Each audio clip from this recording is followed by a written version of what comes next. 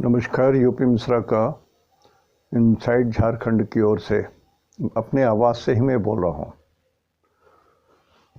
आज मैं राशिफल बोलना चाहता हूँ, लेकिन संभवतः पूरा नहीं कर पाऊँगा, तो संक्षेप में बोलूँगा। लेकिन जो मैं ख़ास बात बोलना चाहता हूँ वो थोड़ा हाईलाइट करके बताऊँगा मैं, और ज़्यादा देर तक बात नहीं करूँगा, इसलिए संक्षेप में कुछ बातें मैं कर दूँगा। पहली बात तो ये कि 30 नवंबर तक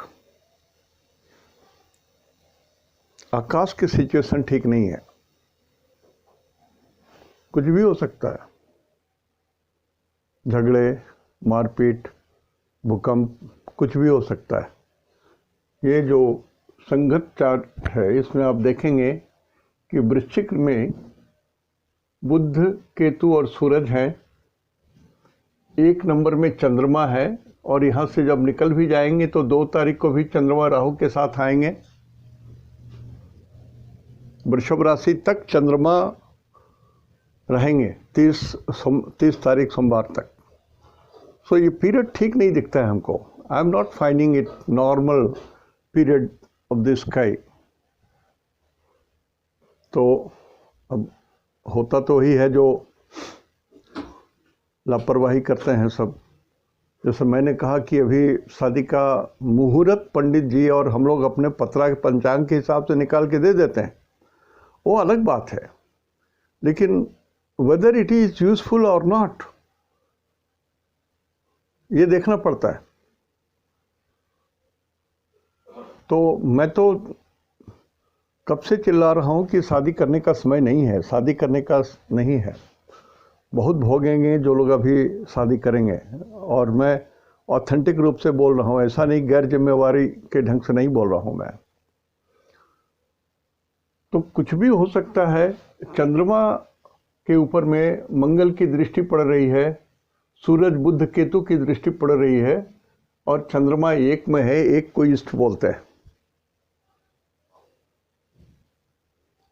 तो east is in danger zone. भगवान करे कि मेरी बातें गलत हो जाए। It is in danger zone. और दूसरी बात ये कि कभी हमने कहा था कि 5 संडे, 5 मंडे, 5 ट्यूसडे, ये सब होने से क्या होता है। एक जैसे नवंबर महीना में 5 सोमवार हैं, तो ये शीतलता है, मधुरता है, तो कुछ घटना घटनी नहीं चाहिए, घटनी नहीं चाहिए। लेकिन 1 दिसंबर के बाद से जो महीना शुरू हो रहा है, हमारे शास्त्र के हिसाब से केशव मास है ये, भगवान कृष्ण का, जिनके समय में महाभारत हुआ, first world war in the ancient period. एक तो ये केशव मास है, दूसरा इसमें 5 संडे है, 5 ट्यूसडे है, 5 मंगलवार है।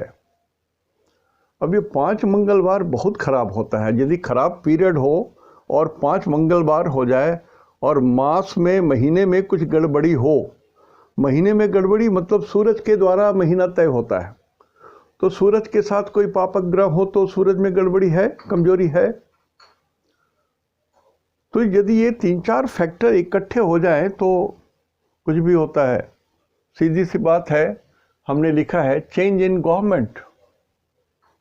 चेंज में मीठा शब्द बोल रहा हूं, सत्ता परिवर्तन बाय फोर्स, ये संभव है वर्ल्ड में और अपने यहाँ भी। Death of very very prominent person, कुछ ऐसी डेथ होंगे, ऐसे मृत्यु होंगे जो बहुत दुखद रहेगा, और जो सब दिन याद रहेगा। ऐसा भी पीरियड चल रहा है अभी। 1 December is the worst period. पूरा December it is the worst period. इसको एकदम नोट कर लीजिए जो मैं बोल रहा हूँ। भगवान से प्रार्थना है कि मेरी सारी बातें झूठी हो जाएं, but I am still afraid, कारण कि सत्य से तो भागा नहीं जा सकता है, मुंह नहीं चुराया जा सकता है। तो अभी जो विश्व की परिस्थिति है वो सभी लोग मार काट करने पर तैयार हैं, सारे देश। युद्ध शुरू हो चुका है, अजरबैजान और आर्मेनिया में शुरू हो चुका है, आग लग चुकी है, और भी 2-3 जगह आग लगी हुई है। भगवान करे कि अपने आप बुझ जाए। तो हत्याएं होती हैं इस पीरियड में, बहुत हत्याएं होती हैं। अब पॉलिटिकल हत्या हो जाए तब तो युद्ध उन्माद हो जाता है, ये भी एक बात है।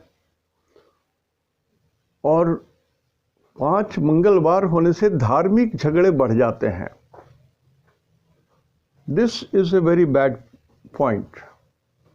धार्मिक झगड़े बढ़े, जो ऑलरेडी हम लोग, जो भारतवर्ष का जो हमारा जनतंत्र है उसमें सारी चीज़ें सोख लेने की क्षमता है हमारे यहाँ, और हम लोग भाईचारा से रह रहे हैं। सभी लोग, कोई भी हो, हिंदू हो, मुस्लिम हो, ईसाई हो, जैन हो, सभी लोग, हम लोग एक साथ मिलकर के सभी धर्मों को लेकर के चल रहे हैं। हम लोग के अंदर में कुछ नहीं है, लेकिन हम लोग के अंदर में ही कुछ लोग प्लांट कर दिए जाते हैं, उनके ब्रेन को सम्मोहित कर दिया जाता है, और धर्म के नाम पर कुछ भी कराया जा सकता है।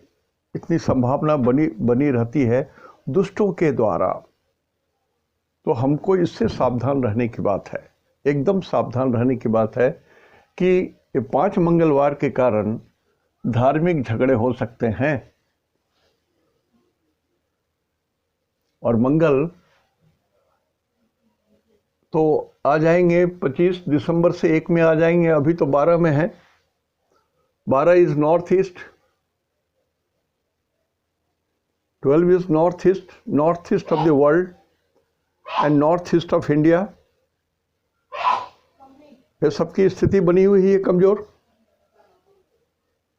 तो जो मैं बोल रहा हूँ थोड़ा सा ध्यान रखिएगा। तो आप सोचिए, कोई एक जातक है, एक आदमी है, हम जो जन्म लेते हैं उसको जातक बोलते हैं।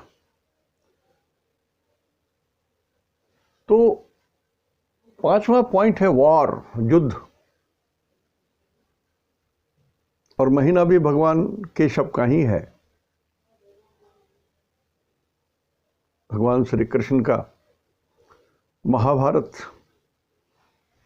युद्ध के भूमिका में इन्होंने बहुत प्रयास किया शांति का, लेकिन वो भी फेल कर गए।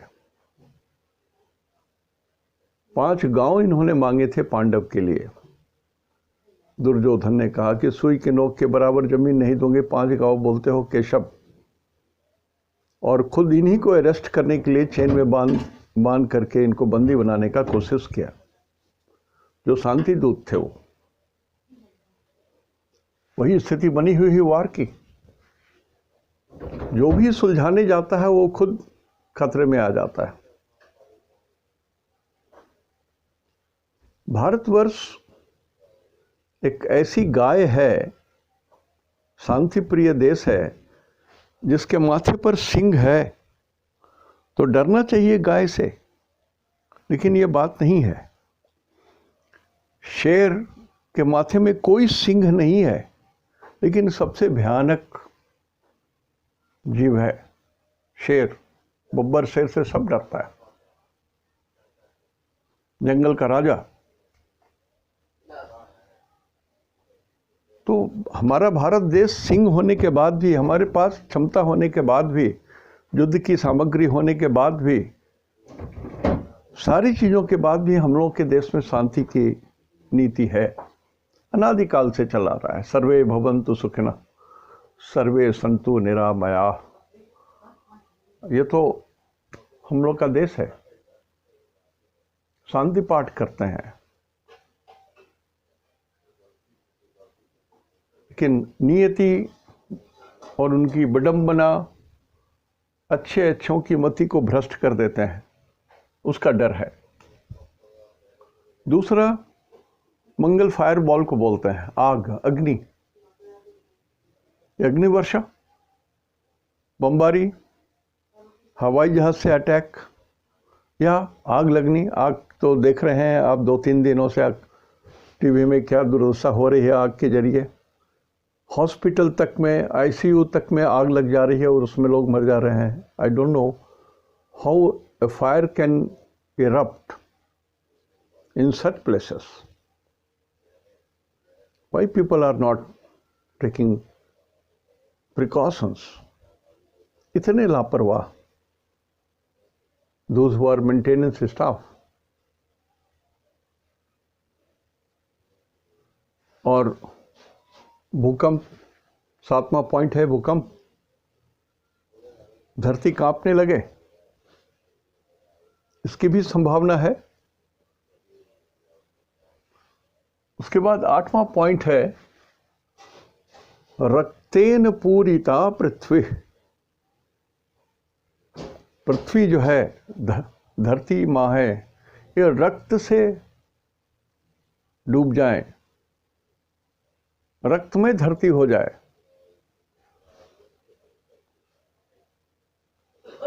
रक्तेन पूरिता पृथ्वी, इसकी भी पराकाष्ठा हो सकती है। तो सबको ही एक साथ हम लोग, भारतवर्ष के जितने लोग हैं, ओम शांति ही शांति ही शांति, प्रार्थना तो करें भगवान से, केशव से ही प्रार्थना करें कि भगवान पूरे विश्व में शांति हो जाए। कहीं युद्ध ना हो, कहीं भूकंप ना हो, कहीं आग ना लगे, कहीं हत्याएं ना हो, कहीं धार्मिक झगड़े ना हो, कुछ चीज़ें ऐसी नहीं है, तोड़ फोड़ नहीं हो। हम लोग को प्रार्थना करनी होगी, इससे और अधिक हम लोग कुछ कर भी नहीं सकते हैं, कारण कि सत्ता किसी और के हाथ में है। दिमाग अपना है और किसी और का भी दिमाग है। मन है तो रिएक्शन में भी आ जाता है। तो a chain of reactions of human bodies and a big guys, जो बिग पर्सनैलिटीज हैं, उनके माइंड में चेन ऑफ रिएक्शन क्या हो रहा है ये भी समझना मुश्किल है। और हर आदमी के दिमाग की हालत अलग अलग होती है। कोई लोग हैं जो बिल्कुल शांति है, शांति है, शांति है, ओम शांति, ये जपते हैं। कुछ लोग हैं मृत्यु मृत्यु उत्पात मृत्यु हत्या यही जगते हैं। जो हमारे पड़ोसी राज्य हैं, जिनका जन्म या स्वतंत्रता एक साथ हुआ, I am talking of brother Pakistan. वो क्या चीज़ है, जितना वो लोग युद्ध की बात करते हैं उतना यदि अपने राज्य का, अपने देश का उत्थान पर करते तो उस इलाके में इतनी संपदा है कि कोई भूखों नहीं मर सकता। कश्मीर धरती का स्वर्ग है,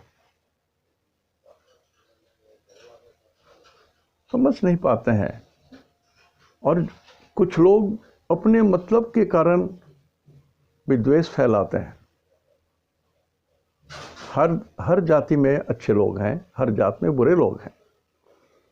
दुर्भाग्य है कि कलयुग में जो बुरे लोग हैं वही प्रभावी हो जाते हैं। कली की महिमा है। 9वां पॉइंट है छत्रभंग, मतलब राज्य का पतन होना, राजा की मृत्यु होना, राजा के द्वारा कुछ ऐसे कर्म किए जाए कि खुद अपने मरे औरों को भी मार दें।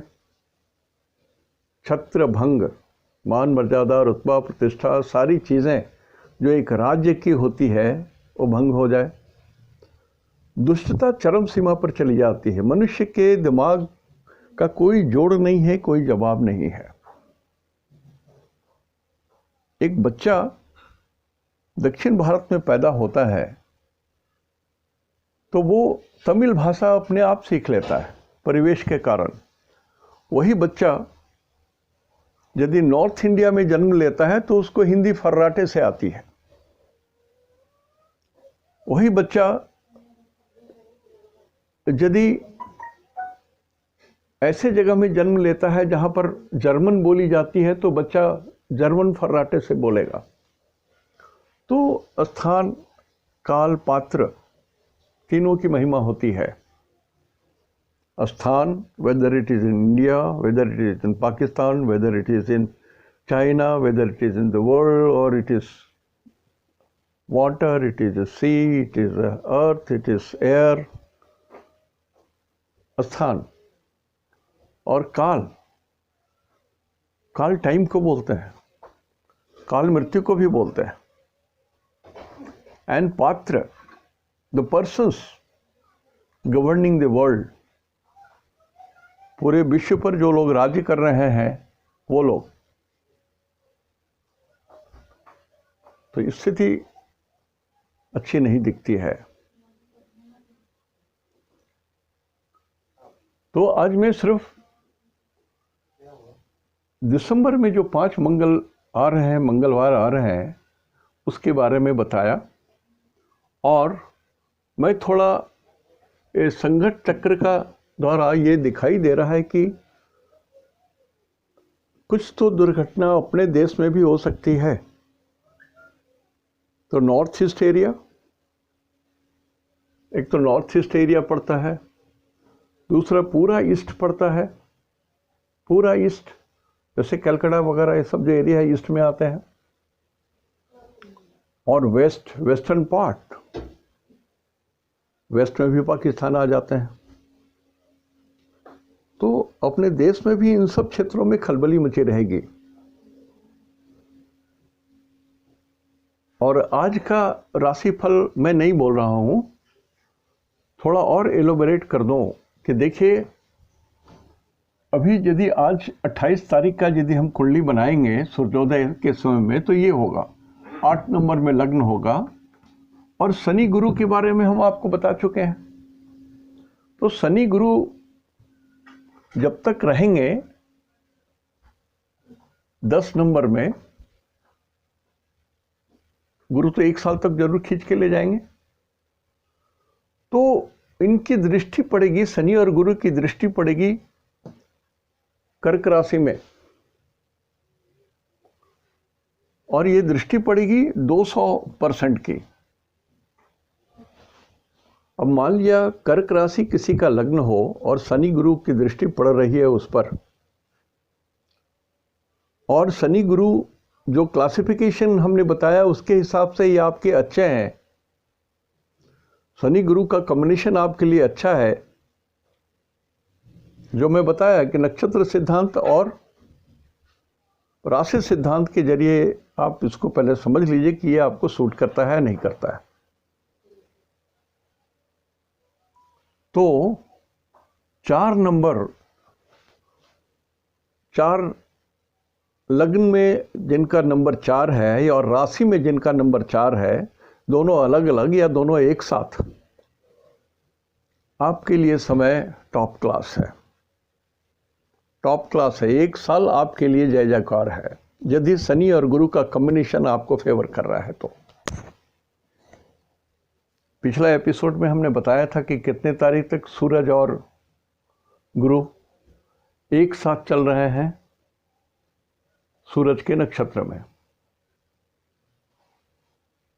तो इसको समझ लीजिए। और वृषभ राशि में करीब करीब 400% स्ट्रेंथ आ रहा है दृष्टियों के द्वारा और सारे ग्रहों को लेकर के। तो वृषभ राशि भी किसी का राशि हो या लगन हो, या ये वृषभ राशि आपके फेवर में आ रहा है, 11th हाउस में हो, 3rd हाउस में हो, इवन 6th हाउस में हो, तो आप विजयी हो जाएंगे, महिमा मंडित हो जाएंगे, विजयी हो जाएंगे, सक्सेस आपका रहेगा। तो what is required is to know which are the राशिस जो शनि गुरु के कारण बहुत बल पाएंगे। तो 3 और 10 की दृष्टि छोड़ करके 5 और 9 वाली जो दृष्टि होती है, हर ग्रह की होती है, वो 50% होती है। 4 और 8 चौथी दृष्टि और 8वीं दृष्टि, मंगल की चौथी दृष्टि 100% की होती है, बाकी सारे ग्रहों की 75% होती है। तो इसमें दृष्टि के हिसाब से देखें तो the highest point is going to वृषभ राशि, around 400%। This house will be strong. यदि वृषभ राशि, वृषभ लग्न या राहु आपके फेवर में है, तो राहु के बारे में हमने बहुत दिनों तक चर्चा की थी, and already have explain the strength, betterment, placement, सारा चीज राहु के बारे में बता चुका हूं। और गुरु शनि के बारे में भी मैं 3-4 एपिसोड में बता चुका हूं। अब मैं हाउस का स्ट्रेंथ के बारे में बता रहा हूं कि the highest strength goes to वृषभ राशि, नेक्स्ट गोज टू कर्क राशि, देन गोज टू लियो सिंह राशि, उसके बाद कन्या राशि। और सभी घर में पड़ रही दृष्टि, लेकिन ये 2, 4 और 6, बीच में 5 आ जा रहा है। इवन में 2, 4, 6 और ऑड में 5, ये राशि जिनका है, लगन जिनका है, आपके लिए बहुत ही शुभ जाएगा। इसको आप जान लीजिए। फिर मैं नक्षत्र के हिसाब से दिन का जो सुझाव है वो मैं बाद में बताऊंगा। सिर्फ इतना ही बोल रहा हूं कि 28 तारीख के लिए मंगल के 3 नक्षत्र में जिनका जन्म हुआ है, बुध के 3 नक्षत्र में जिनका जन्म हुआ है, गुरु के 3 नक्षत्र में जिनका जन्म हुआ है, ये 9 नक्षत्र वालों के लिए 28 तारीख का दिन शुभ नहीं है। और बाकी गणना वैसे ही करें जो मैंने आपको बताया है। तो आज यहीं तक। इति शुभम तेहंदो निनाग्ये जोहार। थोड़ा अपना भी दिमाग खर्चा कीजिए। मैं इतना दिन से जो मेहनत करता आ रहा हूँ सिर्फ इसी के लिए कि मैं चाहता हूँ कि आप खुद अपना देखना जान जाएं, खुद से देखना जान जाएं। थोड़ा सा मेहनत कीजिए। देखिए, भारतीय संस्कृति की चीज़ है। अब इसको झोला छाप डॉक्टर से जैसे आप इलाज नहीं करा सकते ना, उसी तरह से झोला छाप पंडित जी से भी आप एस्ट्रोलॉजी नहीं दिखवा सकते। इन लोगों से आप नहीं करवा सकते हैं, गलत हो जाएगा ये। झोला छाप पंडित नहीं होते हैं, कहने का मतलब उसी तरह से जैसे डॉक्टरी करते हैं गांव में, झोला छाप डॉक्टर्स लोग प्राण भी बचाते हैं। कोई ये नहीं कह सकता हूं कि वो गलत कर रहे हैं, अच्छे कर रहे हैं। लेकिन यदि 100 आदमी को ट्रीट कर रहे हैं और 80 आदमी को फायदा दे रहे हैं तो चलिए सोसाइटी के लिए ठीक है, लेकिन 20 आदमी तो मर गया, और उस मरने वाले में आप हैं तो गए आप। तो उसी तरह से मैं चाहता हूं कि जो मैं इतना मेहनत कर रहा हूं सिर्फ इसी के लिए कि आप समझ जाएं। मैंने पहले राहु के बारे में पूरा बता दिया, फिर शनि गुरु के बारे में पूरा बता दिया। अब आपकी अपनी राशि, अब आपके अपने नक्षत्र, इन सब चीज़ों के हिसाब से भी आप देख लीजिए। मैंने जो गुरु शनि के कॉम्बिनेशन के बारे में बताया हूँ, पिछला एपिसोड आप एक बार पलट करके देख लीजिए, तो उससे आप समझ जाएंगे कि आपके लिए ये ठीक है या नहीं ठीक है। वो सब चीज़ आप समझ जाएंगे। देव, नर और राक्षस, नवांश, उसके बारे में भी बताया। बहुत सिंपल है। टेंशन लीजिएगा तब तो नहीं समझ पाइएगा। सिंपल, मैंने जो कहा वो सच है, मिश्रा जी ने कहा वो सच है, इतना मान के चलिए, हो जाएगा। मीन मेख निकालने लगी है कि वो पंडित जी ऐसा बोले थे, वो पंडित जी वैसा बोले थे, तो फिर आपके समझने में गड़बड़ी हो जाएगी। एक बच्चे के 4 टीचर नहीं हो सकते हैं, एक बच्चे के एक ही टीचर होंगे। वो शिक्षक उसको उचित मार्ग पर लेकर के चलेगा।